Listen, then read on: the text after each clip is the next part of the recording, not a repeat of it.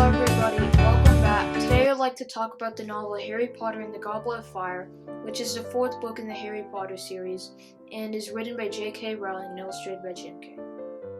Harry Potter and the Goblet of Fire is a book with many events centered around the main character, Harry Potter. This is the illustrated version of the Goblet of Fire, so it has many added illustrations like this one around the book.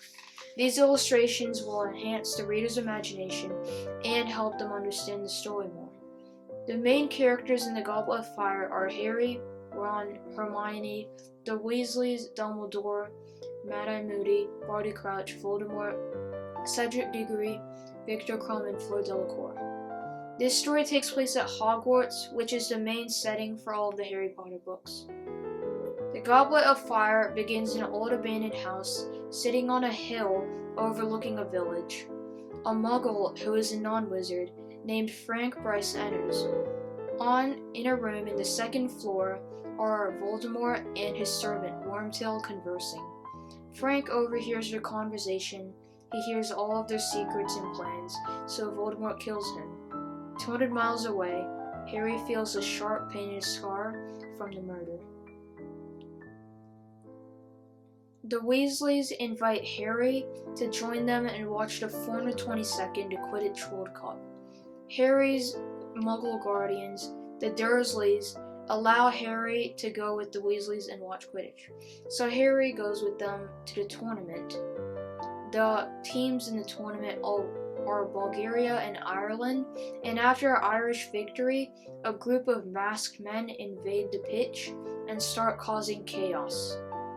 So one of them an unknown person fires the Dark Mark, which is Voldemort's evil spell, into the sky, causing everyone to panic and flee. Then Harry realizes that the masked men were Death Eaters, Voldemort's supporters.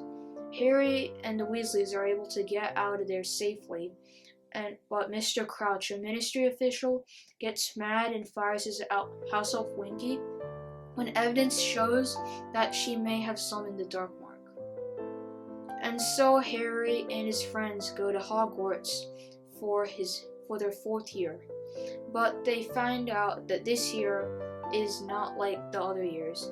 Instead, there will be a special event taking place instead of the normal Inter-House Annual Championship. This event is the Triwizard Tournament, and Hogwarts is hosting it, along with two other schools, Beauxbatons and Durmstrang. These two other schools arrive on Halloween Eve, the day before Halloween. And the headmaster for Durmstrang is Igor Karkaroff, and Ron is thrilled to see that one of his students is the famous Quidditch player Victor Crumb. The headmistress for Beauxbatons is Madame Maxime, a stunningly large woman. When the two other schools arrive, a Goblet of Fire is placed into the Great Hall, as Barty Crouch, the ministry official, explains the rules for the tournament. Only those of age 17 or higher can compete, for this tournament has three very dangerous tasks. Those who meet this requirement and want to compete can place their name in the Goblet of Fire, and on Halloween the Goblet of Fire will cast out the names of those it has selected of the champion who it has selected from each school to participate in the tournament. So those who wanted to compete should place their name on a slip and do that. Barty Crouch explains. The day after, the champions are selected from each school. Victor Crumb, the famous Quidditch player from Durmstrang, Fleur Delacour from Beauxbatons, and Cedric Diggory, a fifth year from Hufflepuff from Hogwarts. Harry's name also comes out, even though he didn't apply himself to the tournament. This leaves the other students shocked and some angry, most of them confused, and Harry himself is more confused. He's taken to the room with the champions where they're also confused, but the teachers and judges allow Harry to compete even though he's well below the age limit, and because the task will be too hard for him. But because the Goblet of Fire had chosen him, and because his name had come out. Harry's friend Ron is angry with him because Harry has gotten increased fame from all of this, and Ron was always jealous of Harry being famous, and Ron just being a person off to the side. So Ron stops talking to him, and a couple days later, the wizarding reporter, Rita Skeeter, takes photographs of the champions, and the champions' wands are checked. A couple nights before the task, Hagrid reveals to Harry what the first task is, dragons, but not only Harry had seen it, other champions also were aware of this. Madame Maxime was with Hagrid when he saw the dragons, so she was bound to tell Fleur about the dragons, and Karkaroff had also found out, so he would tell Krum. Harry decided to make things fair and told Cedric about the dragons. The night before the first task, Harry talks to his godfather, Sirius, magically through a campfire. Sirius tells Harry that Karkaroff used to be a Death Eater. On the day of the first task, the four champions are each assigned to a dragon to compete. The objective is to steal the dragon's golden egg. It is Harry's turn to go last, and when Harry's turn to go comes, he is able to successfully steal the dragon's golden egg by summoning his firebolt broomstick and zooming in and grabbing it. The judges award him high marks for this clever way, and he and Ron are reunited. After the first task, Hermione drags Harry and Ron down to the kitchens to see something about the elves. They find Dobby, who is enjoying his freedom, and Winky, who is miserable because Mr. Crouch had fired her. Hermione was obsessed with elves and was trying to figure out a way to get them better house rights, and had started a small organization called SPEU that worked in giving house elves better rights. And then Professor McGonagall, the Transfiguration teacher, told to Harry and the other champions that there was a surprise event coming up, the Yule Ball, which would be held on Christmas. The Yule Ball would be a ball for the champions and those above the 4th year to dance. The champions were required to find a partner to dance with, and so Harry tries to ask out Cho Chang, a Ravenclaw, but she's already going out with Cedric Diggory, so Harry goes out with Parvati Patil, a fellow Gryffindor. Hermione goes out with Victor Krum, and Ron is grumpy during the dance because he resented Krum now, because he wanted Harry to win, and because he had bad dress clothes. After a bit of dancing, Harry and Ron go out for a walk, and they find Hagrid and Madame Maxime talking. They decide to spy on them, and they overhear that Hagrid lets slip that he is actually a half-giant and not a human. A half-giant is a part human and a part giant, which leaves Harry and Ron shocked. Before going to bed, Cedric tells Harry that he should take his golden egg from the first task and mull it over in water to help him with the second task, because Harry helped him with the first. The golden egg was given to the champions after they had stolen it from the dragons as a clue for the second task. The next day, Hagrid has disappeared and is not teaching because Rita Skeeter, the wizarding reporter, had written an article about him saying that because of his giant ancestors, he was dangerous. Harry, Ron, and Hermione go to Hogsmeade in a hope of finding him, but they don't. Instead, they find Rita Skeeter, who Hermione insults badly. Then they go to Hagrid's hut, where they find Hagrid and Dumbledore. After Dumbledore leaves, Hagrid begs for Harry to win the tournament. So that night, Harry goes to the bathtub, as Cedric told him, and mulls the egg over in water, and does what Cedric tells him. The egg sings that he will have 1 hour to reclaim something valuable from the lake.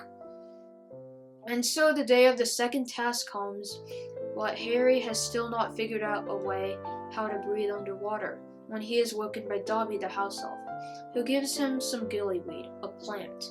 Harry takes it and goes down to the lake, where the second task is just starting. Before going into the lake, he eats the gillyweed. The gillyweed helps him significantly. It gives him gills, which solves the breathing underwater problem, and it also gives him flippers, allowing him to swim more efficiently.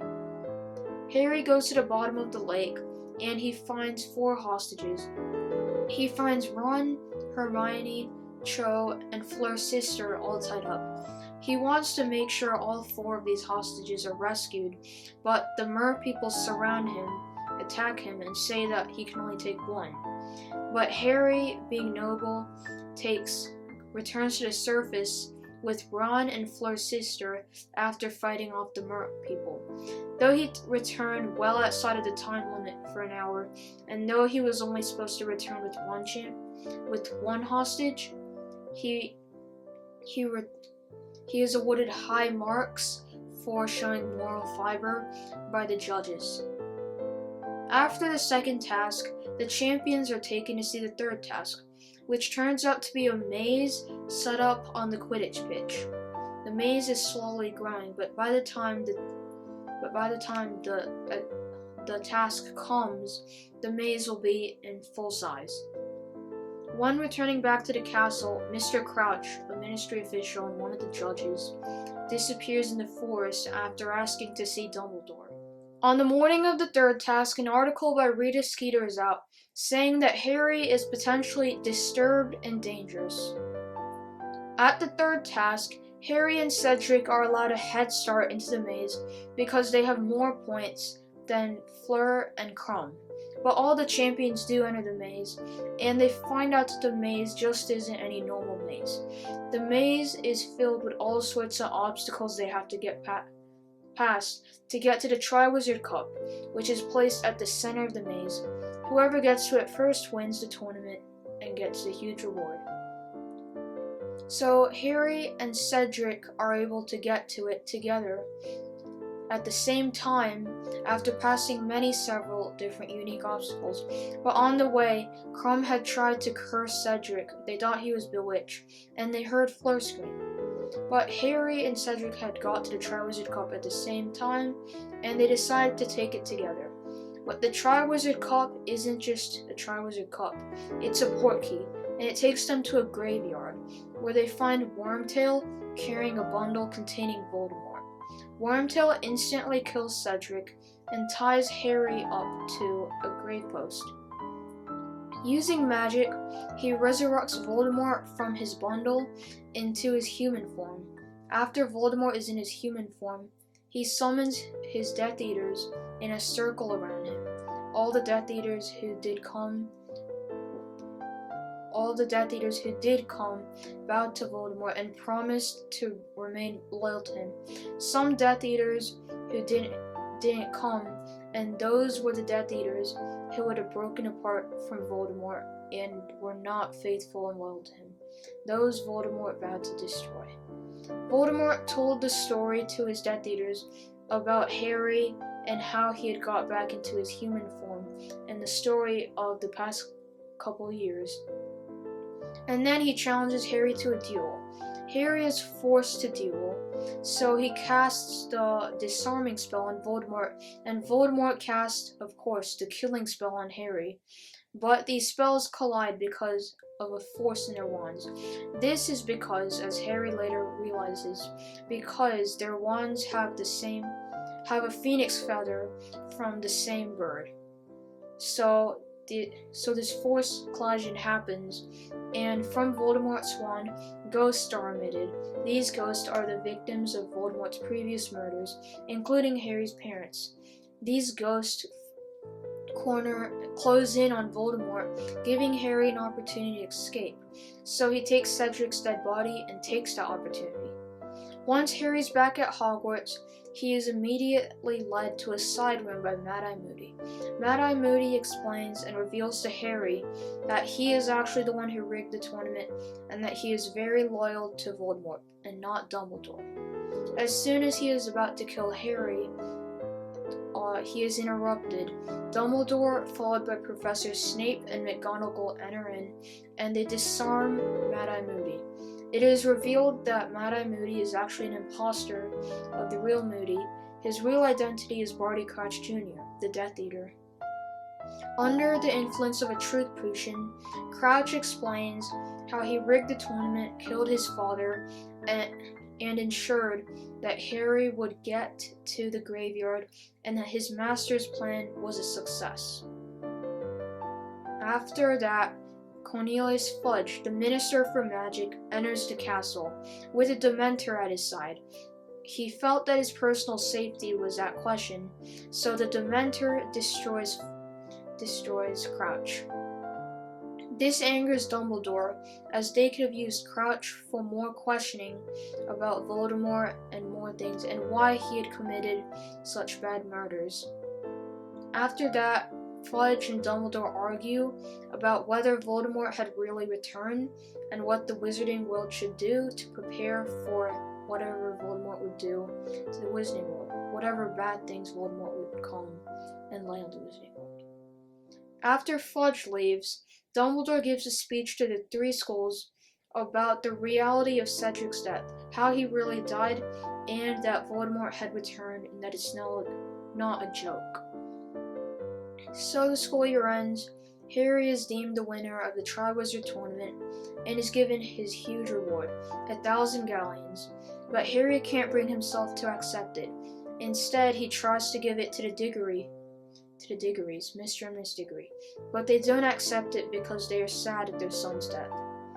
Then he tries to give it to the Weasley twins, Fred and George, for them to invest in their joke shop business. They accept it only because Harry had forced them. Well, not only because, but they do accept it, and they're going to use the money for the joke shop business. And so the school year ends, and Harry and his friends go home on the Hogwarts Express, and so Harry goes with the Dursleys for another summer. So that was the Goblet of Fire. I really enjoyed this book. In this book, we learn more about Voldemort and the Death Eaters. This book really determines what happens in the next books. Our main villain, Voldemort, is back in the other books. In the previous 3 books, Voldemort was just in the backdrop. He was only discussed about, but he never really came, except for a little in the first and the second books. In the 4th book, he's returned, and this really determines what happens in the next books. I will never get tired of reading the Harry Potter books because they will always keep me interested and always keep me and other readers at the edge of our seats to find out what happens next. So anyways, I hope you like this book. Thanks for watching. Have a nice day.